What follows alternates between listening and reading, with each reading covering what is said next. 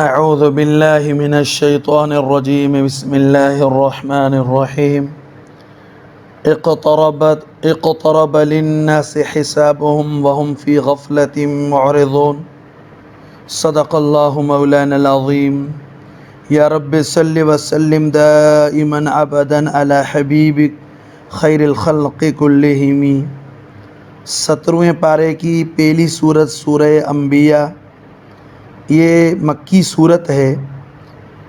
موجودہ ترتیب کے اعتبار سے تو یہ مبارک صورت 21ویں نمبر پر ہے، لیکن نزول کے اعتبار سے اس کا شمار 65 نمبر پر لکھا گیا ہے، اور پیغمبر علیہ الصلاۃ والسلام کے مکی دور کے درمیانی زمانہ میں نازل ہوئی۔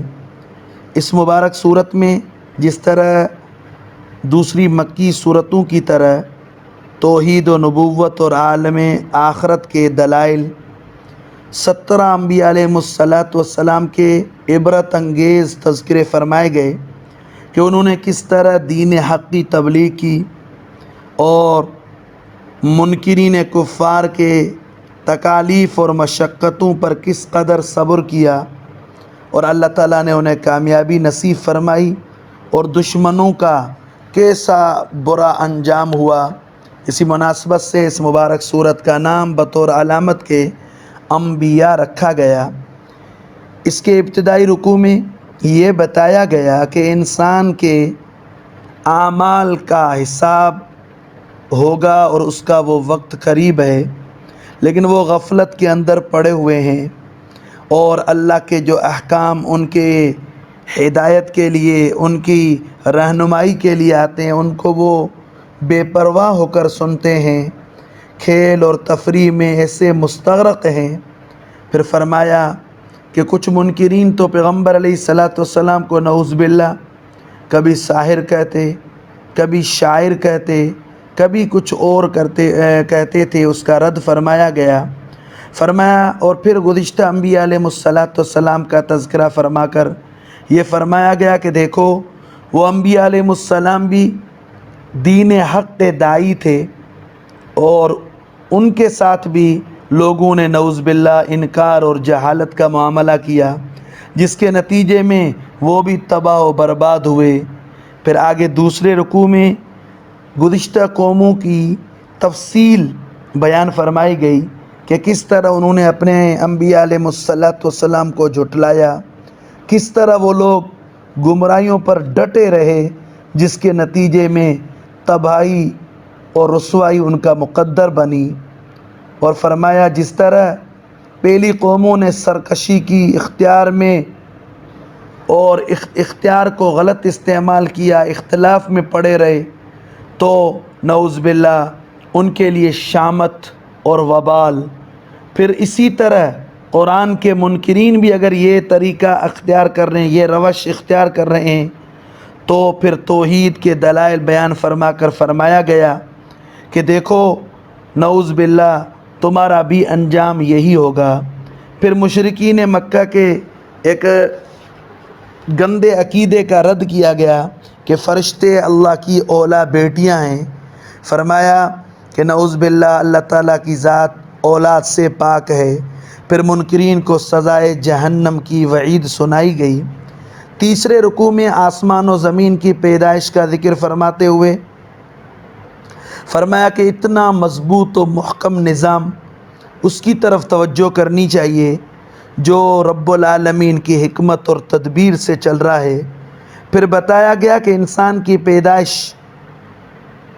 اللہ ہی کی عبادت کے لیے، اسے انسان کو فراموش نہیں کرنا چاہیے، اور نعوذ باللہ کفر و سرکشی کو چھوڑ کر ہدایت کی طرف توجہ دینی چاہیے۔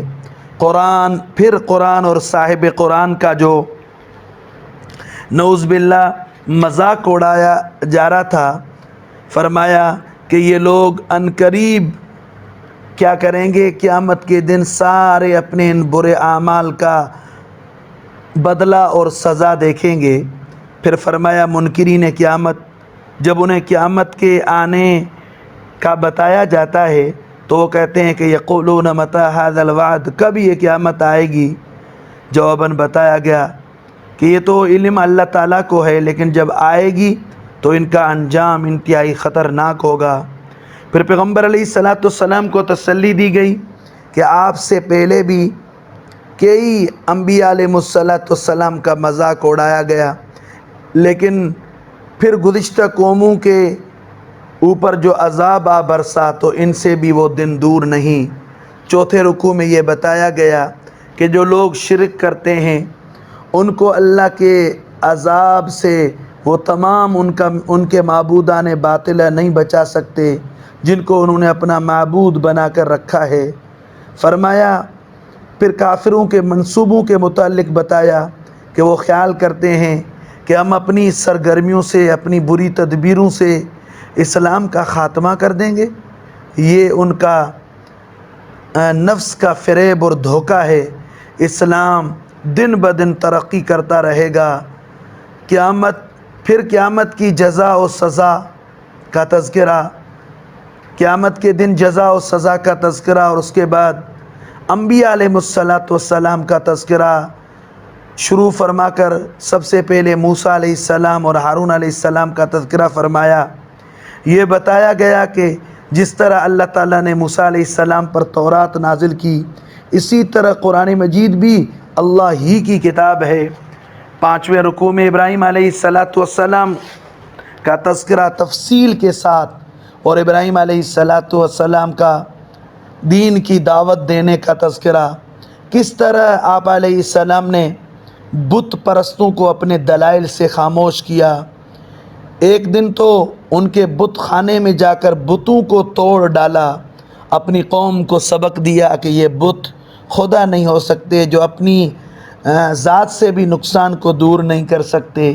لیکن پھر قوم نے ایک بڑی آگ تیار کر کے ابراہیم علیہ السلام کو اس دہکتی ہوئی آگ میں پھینکا تاکہ جل جائے، شہید ہو جائے، لیکن اللہ کے حکم سے آگ نے ابراہیم علیہ السلام کو ذرہ برابر نقصان نہیں پہنچایا، بلکہ بردوں و سلامن ہو گئی اور یہ مخالفین ناکام ہو گئے۔ پھر آپ علیہ السلام کا لوط علیہ السلام کے ساتھ ہجرت فرمانا، اس کا تذکرہ، اور اسحاق و یعقوب علیہ السلام کا تذکرہ۔ فرمایا یہ سارے لوگ دین کے داعی تھے، اللہ تعالیٰ نے ان پر اپنی رحمتیں نازل کی، انہوں نے نماز، زکوٰۃ اور دوسری عبادتوں کی طرف لوگوں کو بھی دعوت دی، خود بھی عمل کیا۔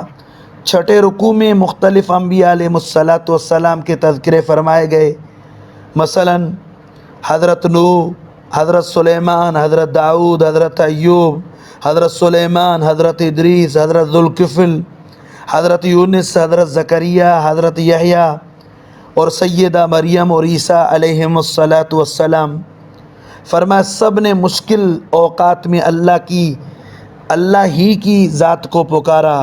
فرمایا اور پھر اپنے اپنے وقت میں دین کی طرف لوگوں کو بلاتے رہے، دعوت دیتے رہے۔ فرمایا ان انبیاء علیہ السلام کی اتباع کرنے والوں کو کامیابی ملی، اور انکار اور سرکشی کرنے والے کس طرح تباہ و برباد ہوئے۔ ساتویں رکوع کی ابتدا میں قیامت کے دن کا واقع ہونا، پھر اس دن نیک لوگوں کو عمدہ اعمال کا بہترین بدلہ اور برے لوگوں کو سزا۔ پھر بتایا کہ ایمان اور اعمال صالح کے ساتھ آنے والوں کو قیامت میں کتنے انعامات سے نوازا جائے گا اور منکرین کو جہنم میں داخل کیا جائے گا۔ فرمایا یہ تمام زمین و آسمان سارے فنا کر دیے جائیں گے، دوبارہ قیامت میں سب زندہ کر کے اٹھائے جائیں گے، صالحین کو جنت میں داخل کیا جائے گا جہاں ابدی نعمتیں اور راحتیں ہوں گی، اور منکرین اس سے محروم رہیں گے۔ پھر اعلان فرمایا گیا کہ پیغمبر علیہ السلام رحمت للعالمین بن کر تشریف لائے ہیں، اور انسانوں کو چاہیے کہ اس عظیم رحمت کی قدر کریں، آپ علیہ السلام کی پیروی کر کے رحمت خداوندی کے مستحق بنیں، اور پھر ساتھ ساتھ قیامت کی ہولناکیوں سے ڈرایا گیا تاکہ نافرمان اپنی سرکشیوں سے باز آ جائیں، اور باز نہ آنے والوں کو صاف صاف سنا دیا گیا کہ پیغمبر علیہ السلام نے حجت تام کر دی، احکامات انتہائی واضح انداز میں بیان فرما دیے، اب کسی عذر کی کوئی گنجائش نہیں۔ آگے فرمایا جو نہ مانیں گے وہ قیامت میں خود ہی نتیجہ بھگتیں گے۔ پھر پیغمبر علیہ الصلاۃ والسلام کی دعا کا تذکرہ آخر میں فرمایا کہ مولا میرے اور میری قوم کے درمیان حق کے ساتھ فیصلہ فرما دیجئے۔ اللہ کے فضل سے وہ دعا بھی قبول ہوئی، دین اسلام چمکا اور پھیلا، اور مخالفین اپنی تمام طاغوتی قوتوں کے ساتھ اس سرزمین عرب سے مٹ گئے جہاں وہ اسلام کو مٹانا چاہتے تھے۔